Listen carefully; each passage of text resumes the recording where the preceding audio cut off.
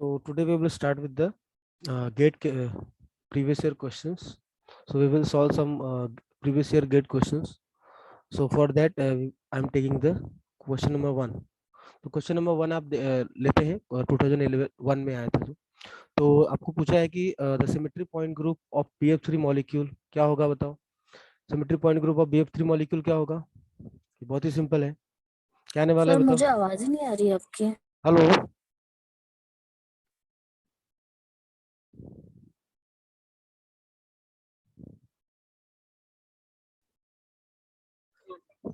तो question number 1 की हम बात करते हैं। BF3 मॉलिक्यूल है, BF3 मॉलिक्यूल का पॉइंट ग्रुप क्या होगा।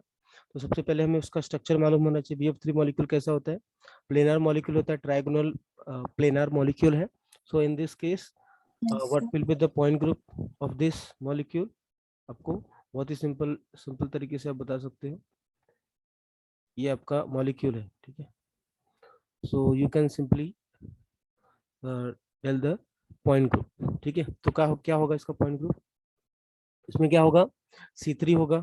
सबसे पहले हमारे पास क्या होगा? C3 है ना, C3 होने वाला है। C3 हमारा यहाँ से आएगा, पास होगा, ठीक है, C3। और C3 है, उसके बाद C2 है क्या हमारे पास? एक भी C2 आपको नजर आ रहा है? So that means that many number of आपको n नंबर ऑफ C2 आपको दिखेंगे। अगर एक भी C2 आपको दिखा, एक C2 दिखा आपको यहाँ से, है ना, यहाँ से आपको C2 दिखेगा, ठीक है। तो कितने नंबर ऑफ C2 दिखेंगे आपको? 3 नंबर ऑफ C2 दिखेंगे, मैंने आपको बताया था। तो C3 मिला, C2 मिला, तो आपको डी टाइप का पॉइंट ग्रुप है। इसका मतलब सी वाले तो आप नेग्लेक्ट कर दो, ठीक है। तो बचेगा आपका D2H या D3H, दोनों में से कोई एक होगा। तो क्या होगा बताओ? इसमें मॉलिक्यूलर प्लेन प्रेजेंट है, सॉरी, इसमें आपको ये प्रेजेंट है क्या? हॉरिजॉन्टल प्लेन प्रेजेंट है।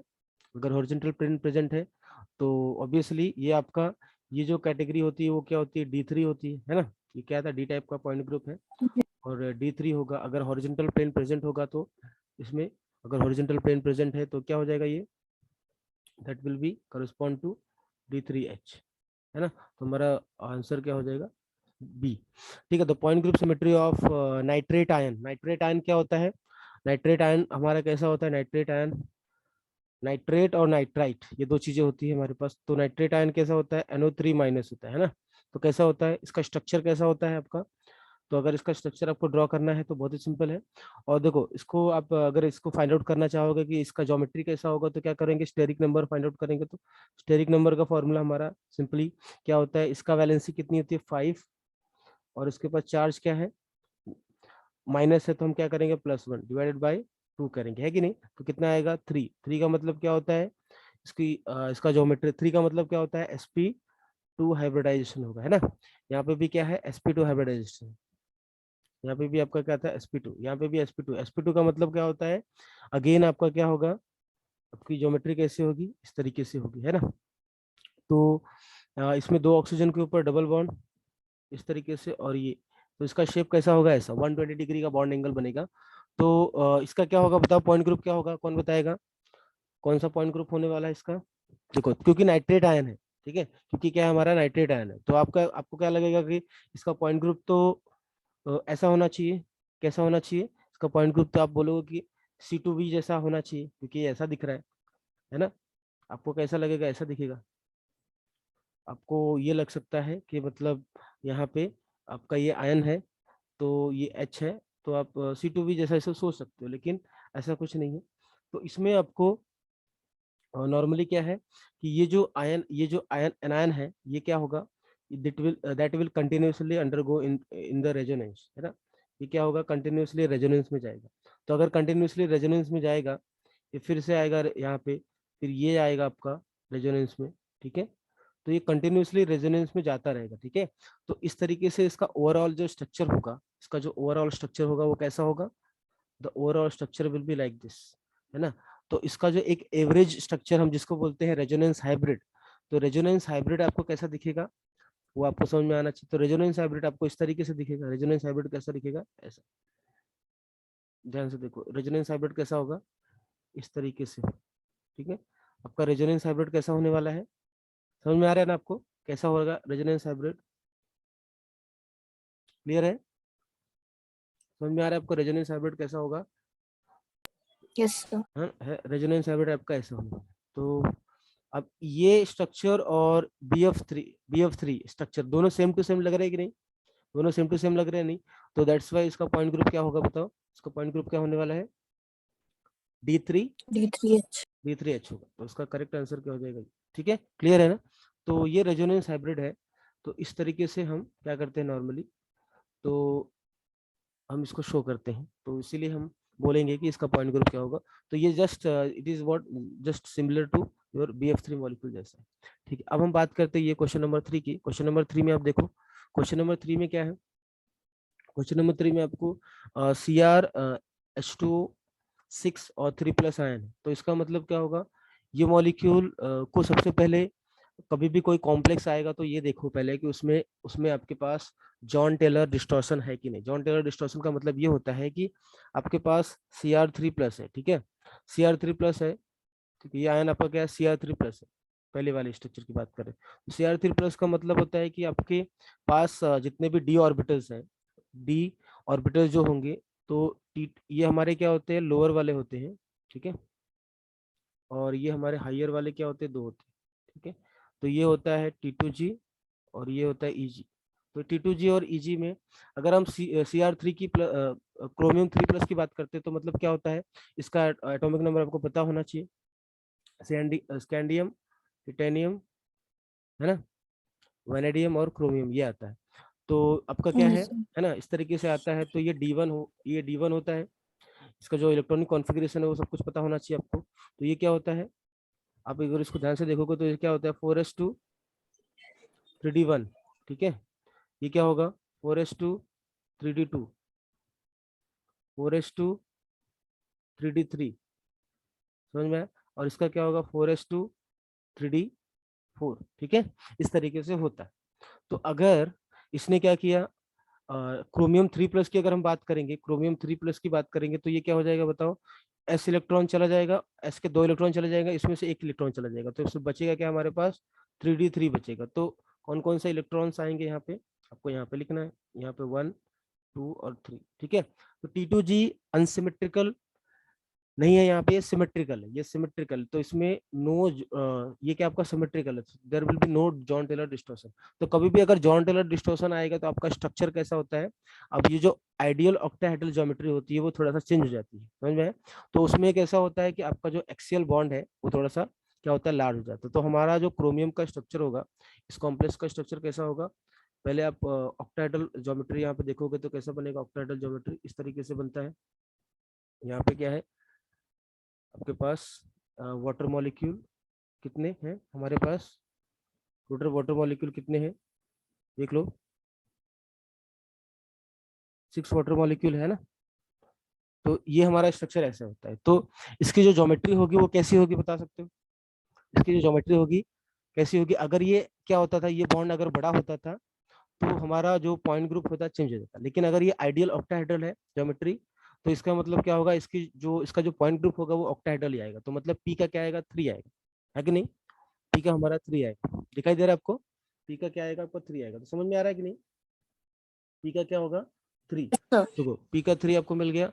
अब देखो चलो ठीक है, आपको ये वाला मॉलिक्यूल नहीं पता है, Fe2CO9 ये नहीं मालूम है, लेकिन आपको एक्लिप्स फेरोसिन पता है। फेरोसिन कैसा होता है, फेरोसिन का स्ट्रक्चर कुछ इस तरीके से होता है। अगर आप एक्लिप्स फेरोसिन की बात करते हैं तो मतलब हमारा जो बनेगा बॉन्ड वो कुछ इस तरीके से होगा। एक्लिप्स फेरोसिन कैसा होगा, फेरोसिन कैसा होता है, आपका साइक्लोपेंटाडाइन रिंग होता है, हाँ, 2 बेंजीन रिंग होते, 5 रिंग। बेंजीन बेंजीन नहीं साइक्लोपेंटाडाइन होता है, ठीक है। तो साइक्लोपेंटाडाइन एक के ऊपर एक होगा,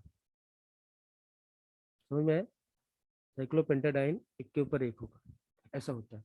और यहाँ पे सेंटर में क्या होता है, आयरन होता है। तो ये आपका क्या है, मतलब जस्ट ये जो आपका ये वाला जो एटम है ये जस्ट उसके सामने आएगा, ये वाला जो एटम है ये उसके सामने आएगा, ठीक है, ये जो एटम है ये उसके सामने आएगा, दिस एटम ऑल्सो।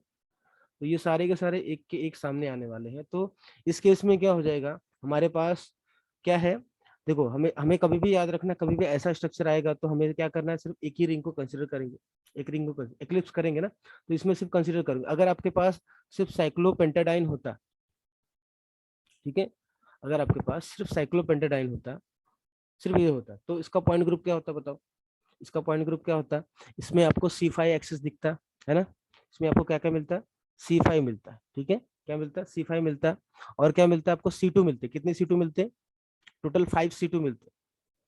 तो मैं एक भी C2 आपको दिखेगा अगर, तो टोटल कितने 5 C2 होंगे, देखो एक C2 मैं यहाँ पे ड्रॉ करता हूँ, एक C2 आपको नजर आया क्या, तो उसी तरीके से आपको कितने C2 होंगे, टोटल कितने C2 होंगे हमारे पास, 5 C2 होंगे, समझ में आया।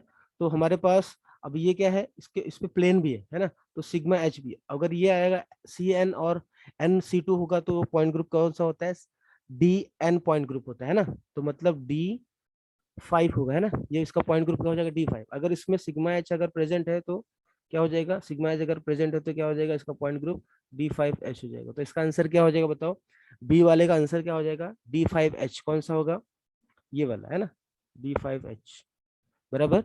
और पी वाले का आंसर क्या हो जाएगा, ऑक्टाहेड्रल। तो हमारा दो आंसर मिल चुका है, कैसा है, जो हमारा आर का आंसर क्या है, आर का क्या है, 5 है, आर का 5 कहाँ पे है देख लो, तो आर का 5 यहाँ पे है। तो पहले पी का हम लोगों ने देख लिया, पी का हमारा आंसर 3 है, तो ये दोनों ऑप्शन तो निकल, हमने क्या कर दिया, नेगलेक्ट कर दिया था, तो बचेगा हमारा ये दो ऑप्शन। तो हमारा इसमें से क्या होगा, आर का हमें 5 मिल गया, तो हमारा आंसर क्या हो जाएगा, ए हो जाएगा, ठीक है, क्योंकि आर का 5 और कहीं नहीं नजर आ रहा है, समझ में आ रहा है ना, ए और डी में कहीं पे भी नहीं है। तो क्यू, क्यू का क्या आंसर होगा, 2, क्यू का क्या आंसर होगा, 2, क्यू क्या है हमारा, क्यू का हमारा आंसर क्या हो जाएगा ये। तो जो आपका Fe2 CO3 9 है, इसका स्ट्रक्चर कुछ इस तरीके से होता है, इसका स्ट्रक्चर क्या होता है, इसका आंसर है D3H, कैसे आया होगा, इसका आंसर इस तरीके से आया होगा, देखो इसका जो आंसर होता है आपको क्या है, Fe2 और क्या है बोला है, CO9 है ना, ये है ना बराबर, Fe2CO9 है, तो Fe2CO9 है, तो इसका स्ट्रक्चर कैसा होगा, क्योंकि D3 अगर हमें लाना है तो हमें क्या करना पड़ेगा, देखो हमारे पास जो भी होंगे, जो भी आयरन होंगे वो देखो ध्यान से, आयरन हमारे पास क्या क्या है, क्योंकि ये आयरन है हमारे पास, और इसमें आपको ऐसा मिलेगा स्ट्रक्चर, देखो ये Fe यहाँ पे है, एक Fe यहाँ पे होगा, एक Fe यहाँ पे होगा, और एक Fe यहाँ पे होगा, ठीक है। उसके बाद हमारे पास तीन यहाँ पे क्या होंगे, तीन आपके तीन आपके CO होंगे, ठीक है, यहाँ पे भी क्या होंगे, तीन CO होंगे, ये समझ में आया आपको, CO CO CO ऐसे करके तीन होंगे, तो ये ज्वाइनिंग होगा इसका, ठीक है। अभी बचा हमारा कितना, तीन CO, तो तीन CO ये क्या होगा, ब्रिजिंग होगी, ब्रिजिंग का मतलब समझ रहे हो आप, ब्रिजिंग का मतलब समझ रहे हो, ब्रिज, Yes, sir. तो ब्रिज बन जाएगा इसका। तो देखो ये Fe का बॉन्ड इसके साथ है, ठीक है, Fe का बॉन्ड इसके साथ है। अब ब्रिज, तीन ब्रिज बनाना है, तो एक ब्रिज आप ऊपर बना दो, एक ब्रिज इधर बना दो CO का, ठीक है, एक ब्रिज आप इधर बना दो CO का, और एक ब्रिज क्या बना दो इधर, समझ में है। तो ऐसे करके आपको क्या मिल जाएंगे, तो अगर आप इसको ध्यान से देखोगे तो आपका स्ट्रक्चर कुछ इस तरीके से दिखे, ठीक है, ये स्ट्रक्चर कैसा है, ये आपको इस तरीके से दिखेगा, मतलब ऊपर से जब टॉप से देखोगे तो आपको ऐसा दिखेगा, समझ में, टॉप से देखोगे तो आपको ऐसा दिखेगा, ऐसा ही दिखेगा है ना, जब इसको टॉप से देखोगे तो आपको ऐसा ही दिखेगा ऊपर से। तो इसके साथ जो ब्रिज वाला रहेगा आइटम, जो ब्रिज वाला CO रहेगा वो यहीं पे आएगा, ब्रिज वाला जो CO रहेगा वो कहाँ पे आने वाला है, जो ब्रिजिंग CO रहेगा वो कैसा आने वाला है, क्योंकि आपका ब्रिज कैसा है, अब देखो मैं इसी को यहाँ पे, इसको जब यहाँ से देखेंगे हम इसको, ठीक है, हम इसको यहाँ से देखेंगे जब, तो कैसा दिखेगा आपको, इस तरीके से दिखेगा, ठीक है। तो बस क्या है कि इस स्ट्रक्चर को आपको विजुअलाइज करने आना चाहिए, जब विजुअलाइजेशन आपका अच्छा रहेगा, स्ट्रांग रहेगा, तो आपको सब समझ आएगा, ठीक है, समझ में आया। तो ये है, और उसके बाद देखो इसके जस्ट सामने क्या रहेगा, जो ब्रिजिंग रहेगा, ब्रिजिंग क्या है, एक ब्रिजिंग आपका इसके सामने हो जाएगा, एक ब्रिजिंग आपका इसके सामने हो जाएगा, एक ब्रिजिंग आपका इसके सामने हो जाएगा, ठीक है, ये हो गया दो ब्रिज, और एक ब्रिज आपका यहाँ पे आएगा, ठीक है, कहाँ पे, यहाँ, Yes. समझ पा रहे हो ना।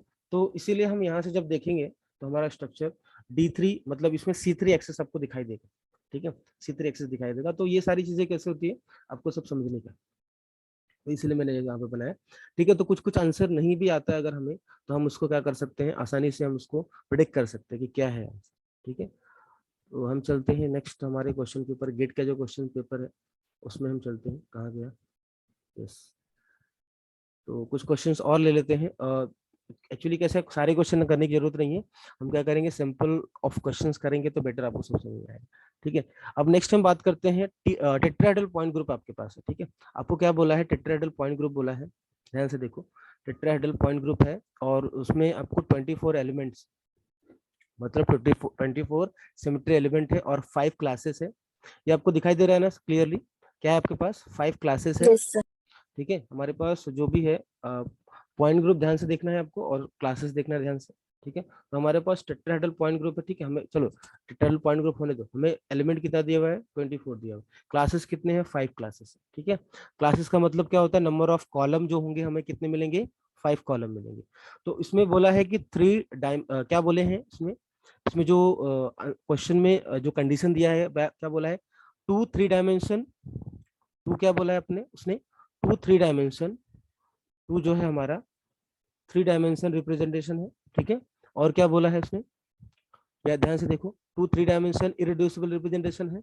और क्या है, तो डायमेंशन हमें कहाँ से मिलता है आपको पता है ना, किसी भी कैरेक्टर टेबल में ये जो ई वाले के नीचे होता है वही हमारा क्या होता है, डायमेंशन होता है। इसी को हम लोग क्या बोलते हैं, इसी में आपको सब डायमेंशन मिलेगा। ये सारे के सारे क्या होते हैं, ये सब क्या है 1 डायमेंशन, इसलिए यहाँ पे क्या दिया 1 दिया हुआ है। तो 2 क्या है, 3 डायमेंशन इरेड्यूसिबल रिप्रेजेंटेशन है। और क्या बोला उसने, the number of 1 dimension irreducible representation, ऐसा पूछा है। तो दो जो है आपके, दो कौन से हैं, दो आपके 3 डायमेंशन है। मतलब 3 डायमेंशन का मतलब होता है ई के सामने और इरेड्यूसिबल के सामने आपको क्या रहेगा, इरेड्यूसिबल के सामने आपको 3 लिखा रहेगा, है ना। यहाँ पे क्या लिखा है, यहाँ पे 1 लिखा है तो यहाँ पे क्या लिखा रहेगा, 3 लिखा रहेगा बस। तो उसने बोला है कि कितने नंबर ऑफ आपको क्या मिलेंगे टोटल, जो total number of symmetry element जो होते हैं, याद रखना, जो total number of symmetry element होंगे आपके, वो सारे क्या होंगे टोटल नंबर, वो it is nothing but your equal to order of the group. समझ में आया, हमेशा याद रखना। मैंने आपको बताया था कि सिमेट्री ऑपरेशन और सिमेट्री, मैंने आपको बताया था याद होगा, ऑर्डर जो होता है, order is nothing but your, क्या होता है ऑर्डर का किसके इक्वल होता है, total number of symmetry element, total number of total number of symmetry element के इक्वल होता है। ठीक है, और और क्या होता है, equal to that is nothing but your symmetry operation, symmetry operation. समझ में आया, इतना क्लियर है ना। तो हमें ये पता चल गया कि जो हमें ऑर्डर हमें गिवन है, ठीक है, हमें ऑर्डर गिवन है, ध्यान से देखो, आपको ऑर्डर क्या है गिवन है, आपको ऑर्डर गिवन है। तो हमें क्या करना है, हमें इस तरीके से हमें डायमेंशन को देखना है। हमें पूछा है कि 1 डायमेंशन जो रिप्रेजेंटेशन होंगे, इरेड्यूसिबल रिप्रेजेंटेशन, वो कितने आएंगे। तो आपको क्या आना चाहिए, देखो आंसर हमें क्या मिलना चाहिए, आंसर हमें कितना मिलना चाहिए, हमें आंसर मिलना चाहिए 24। समझ में आया क्या, आंसर कितने मिलने चाहिए हमें 24। तो 24 पूरा मिला के मिलना चाहिए। तो देखो ध्यान से, तो हमारा जो ऑर्डर होता है वो किसके इक्वल होता है, आपको मैंने बताया था कि सम ऑफ स्क्वायर ऑफ डायमेंशन, मैंने बताया था याद है आपको, ऑर्डर क्या होता है, यस। ऑर्डर क्या होता है, सम ऑफ स्क्वायर ऑफ डायमेंशन, ये बताया था मैंने आपको, याद होगा। तो सम ऑफ स्क्वायर ऑफ डायमेंशन, तो मैं क्या करूंगा, हमारे पास ये कंडीशन गिवन है कि दो हमारे क्या है, टू क्या है हमारे 3 डायमेंशन रिप्रेजेंटेशन है, इरेड्यूसिबल रिप्रेजेंटेशन है। तो क्या होगा, हम क्या करते हैं 3 का स्क्वायर करेंगे, प्लस फिर एक और हमारे पास है 3 डायमेंशन रिप्रेजेंटेशन, तो 3 का मैंने स्क्वायर कर दिया, तो कितना हो जाएगा बताओ, कितना हो जाएगा। हमें टोटल 18। हमें टोटल 5 क्लासेस चाहिए, समझ में आया, हमें टोटल क्या चाहिए, हमें 5 क्लासेस चाहिए। तो हमारे पास एक क्लासेस ये होगा, ठीक है, उसका स्क्वायर करना पड़ेगा। दूसरा क्लास क्या होगा, जो भी क्लास होते हैं उतने ही सम हमें करने पड़ते हैं, बराबर, मैंने बताया था आपको याद होगा। तो जितने भी आपके पास क्लासेस होते हैं उतने ही नंबर ऑफ इरेड्यूसिबल रिप्रेजेंटेशन होते हैं ना। जो क्लासेस होते हैं हमारे, class is equal to number of IR, है ना, यही होता है ना, बताया था मैंने। मतलब जो क्लास यस होता सर। है वो क्या होता है आपका, कॉलम होता है, और ये क्या होता है, रो होता है। तो कॉलम इज इक्वल टू क्या होता है, कॉलम इज इक्वल टू क्या होता है, रो होता है, याद है आपको, कॉलम इज इक्वल टू क्या होता है, रो होता है। तो ये मैंने आपको बताया था। तो यही चीजें हम यहाँ पे अप्लाई करेंगे, 3 का स्क्वायर करेंगे क्योंकि दो हमारे 3 डायमेंशन स्क्वायर है, और बाकी ये हमें नहीं पता है। और ये सबका समेशन कितना है, सबका समेशन इक्वल टू 24 है, समझ में आया। तो हमें हमें ये पता नहीं है, ठीक है, सबका समेशन क्या आना चाहिए 24। तो 3 का स्क्वायर करोगे तो कितना आएगा 9, फिर 3 का स्क्वायर करोगे तो कितना होगा 9, ठीक है, हमें ये नहीं पता है, ठीक है, ये हमें नहीं पता है। अब आप मुझे बताओ कि हमें क्या करना है, 9 इसमें से क्या करना है, 3 का स्क्वायर 9, 9 प्लस 9 कितना होगा 18, है ना। तो हमें क्या करना है, 18 में से 24 को माइनस कर दो तो कितना आएगा बताओ, 18 में से 24 6। का माइनस तो 6 आएगा। तो हमें इसको इस तरीके से फाइंड आउट करना है कि हमें क्या मिलना चाहिए, हमें 6 आंसर आना चाहिए। तो इसमें पूछा है कि वन डायमेंशन जो है रिप्रेजेंटेशन हम कितना लेंगे, कि ताकि ये मतलब पूरा मिला के जितने भी होंगे वो कितना हमें लेना पड़ेगा। तो इसको आपको पूछा है, तो टोटल हमें 6 चाहिए। तो हम क्या कर सकते हैं, यहाँ पे हम क्या कर सकते हैं, 1 का स्क्वायर कर सकते हैं, ठीक है, हम 1 का स्क्वायर करेंगे। अगर हम लोग क्या करते हैं, ये 3 डायमेंशन लिया हमने, ठीक है, ये 3 डायमेंशन लिया, अगर इसको मैं 1 डायमेंशन लिया, इसको अगर हम क्या करते हैं, एक और 1 डायमेंशन लेते हैं और एक क्या लेते हैं, 2 डायमेंशन लेते हैं, तो हमारा आंसर बराबर मिलेगा क्या, देखो चेक कर लो। 2 का स्क्वायर क्या होता है 4, ठीक है, 2 का स्क्वायर क्या होता है 4, यस सर। 1 का स्क्वायर 1, 1 का स्क्वायर 4 प्लस 2 कितना होता है 6, तो मतलब हमें 6 आंसर मिल जाएगा, है ना। तो 6 इसी कॉम्बिनेशन से मिलेगा, और कोई कॉम्बिनेशन नहीं होगा। अगर आपने 2 डायमेंशन इररिड्यूसिबल रिप्रेजेंटेशन अगर आपने 2 कर दिया तो आंसर आपका बहुत ज्यादा हो जाएगा, है ना। तो 6 से बड़ा हो जाएगा ये नंबर, ठीक है। तो हमें सम ऑफ स्क्वायर क्या आना चाहिए, मिनिमम 6 चाहिए। तो उसके लिए कॉम्बिनेशन क्या पॉसिबल होगा, 1 डायमेंशन हमारे कितने होंगे, सिर्फ ऐसे 2 होंगे। तो यही पूछा है उसने, 1 डायमेंशन कितना होगा, ठीक है। तो 1 डायमेंशन कितने आएंगे बताओ, 1 डायमेंशन अभी कितने आएंगे, 2 आएंगे ना। तो इसका करेक्ट आंसर क्या हो जाएगा बताओ, इसका करेक्ट आंसर क्या हो जाएगा, इसका करेक्ट आंसर क्या हो जाएगा, पता चला, 2 आएगा। तो 1 डायमेंशन रिप्रेजेंटेशन पूछा है, number of 1 dimension yes sir. Representation कितना आएंगे 2, तो यही आंसर है आपका करेक्ट आंसर, ठीक है। क्लियर हो गया ना। तो कितना आसान क्वेश्चन था, लेकिन आपको कैसा है, इसमें आपको अप्लाई करना है द पोस्टुलेट्स ऑफ जीओटी, सारे के सारे पोस्टुलेट्स ऑफ जीओटी है उसको अप्लाई करोगे, समझ में आया कि नहीं, बहुत ही सिंपल है। लेकिन कैसा है कि आप उसको बार बार प्रैक्टिस करोगे तो बेटर आपको समझ में, ठीक है, क्लियर है। क्वेश्चन नंबर 13 और यस 14, सर। क्वेश्चन नंबर 13 और 14 एक दूसरे से ज्वाइंट है क्वेश्चन, तो इसको हम सॉल्व करते हैं, बहुत ही सिंपल क्वेश्चन है और इसको ट्राई करते हैं। Character table of the point group क्या है, C2V है, दिया हुआ है, ठीक है। तो क्वेश्चन नंबर 13 और 14 दोनों का क्वेश्चन इसमें आपको मिल जाएगा, ठीक है। चलिए सॉल्व करते हैं, चलो फटाफट सॉल्व करो। तो the reducible representation corresponding to 3 dimension translational degree of freedom, तो इसका मतलब है कि 3n कोऑर्डिनेट सिस्टम के हिसाब से हमें क्या करना है, इसको रिड्यूसिबल रिप्रेजेंटेशन फाइंड आउट करना है। तो ट्राई करोगे आप लोग, इसको ट्राई करो। 3n कोऑर्डिनेट सिस्टम का हमें यूज करना है, हमें दिया हुआ है C2V पॉइंट ग्रुप दिया हुआ है, ठीक है, C2V पॉइंट ग्रुप दिया हुआ है, ठीक है। तो इसके अकॉर्डिंग हम 3n कोऑर्डिनेट सिस्टम हम अप्लाई करने वाले हैं, ठीक है। तो कोई भी एक कैरेक्टर हमें लेना पड़ेगा, तो बताओ क्या आएगा आंसर इसका, ये तो आई थिंक ये बता सकते हो आप इसको, 3n कोऑर्डिनेट सिस्टम के हिसाब से इसका आंसर क्या आएगा बताओ, ट्राई करो आप लोग भी। क्वेश्चन इजी है, बस आपको थोड़ा सा ट्राई करना है, ठीक है। क्वेश्चन नंबर आपका कौन सा है, question number 13, question number 13 try करो, क्या आएगा बताओ, कैसे आएगा, कैसे निकालोगे आप, देखो बहुत आसान है, कुछ नहीं, आपको क्या करना है, आपने आपको C2V पॉइंट ग्रुप लेना है, ठीक है। इसमें वाटर मॉलिक्यूल कहीं डिस्कस किया है क्या, आई थिंक इसको वाटर मॉलिक्यूल बताना चाहिए था, ठीक है। फिर भी हम क्या करते हैं, I think C2V point group पे तो वाटर मॉलिक्यूल को कंसिडर करेंगे। तो इसमें हम अगर हम बात करते हैं, चाहे कोई भी मॉलिक्यूल लोगे, आपको कैसा है, इसका जो कैरेक्टर्स होगा वो फिक्स रहेगा ना। मैंने आपको बताया था, याद है, जब हम लोग डिस्कस किए थे कोई पॉइंट ग्रुप के थ्रू, हम लोग ने क्या किया था, ये वाला डिस्कशन किया था, ठीक है, नंबर ऑफ अनशिफ्टेड एटम और उसके बाद कैरेक्टर, तो इसमें बोला है वही कैरेक्टर के बारे में आपको पूछा है, समझ में आया। तो आपके पास E है, C2 है, सिग्मा V है और सिग्मा V डैश, ठीक है। तो इसमें कैरेक्टर क्या मिला है आपको, जब हम लोगों ने वाटर मॉलिक्यूल को कंसिडर किया था, तो E के लिए कैरेक्टर क्या होता है, 3 होता है ना, कि जब हम E अप्लाई करते हैं तो हमारा तीनों का तीनों कोऑर्डिनेट क्या होता है, हमारा आंसर क्या होता है 3 आता है। जब हम C2 अप्लाई करते हैं तो वो क्या होता है -1 आता है, याद है। तो -1 कैसे आता है, आप लोगों को बताया था मैंने, सिग्मा हम जब लेते हैं तो ये 1 आता है उसका कैरेक्टर, तो इसका आंसर क्या हो जाएगा, इसका करेक्ट आंसर क्या हो जाएगा बताओ, बी होगा ना, 3 - 1 1 1। ये कैसे आया समझा क्या, ये पहले भी हम लोगों ने डिस्कस कर लिया है, तो वो ये उसी का एक क्वेश्चन है, उसी का एक नेक्स्ट क्वेश्चन है, समझ में आया कि नहीं, उसी का ये पार्ट है।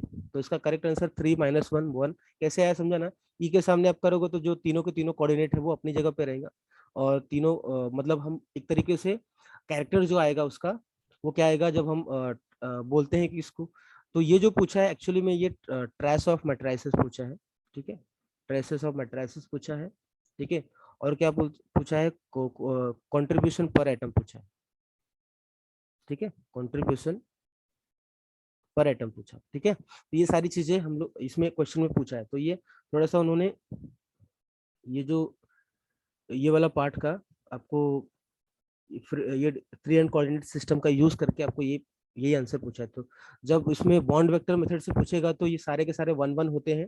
जब 3 कोऑर्डिनेट सिस्टम का यूज करके पूछा है तो उसमें क्या होगा, आपको कैरेक्टर चेंज हो जाएंगे, ठीक है। तो इसके लिए क्या आएगा, 3 आएगा, और C2 के लिए क्या होता है, -1 होता है, सिग्मा के लिए हमेशा 1 होता है ना।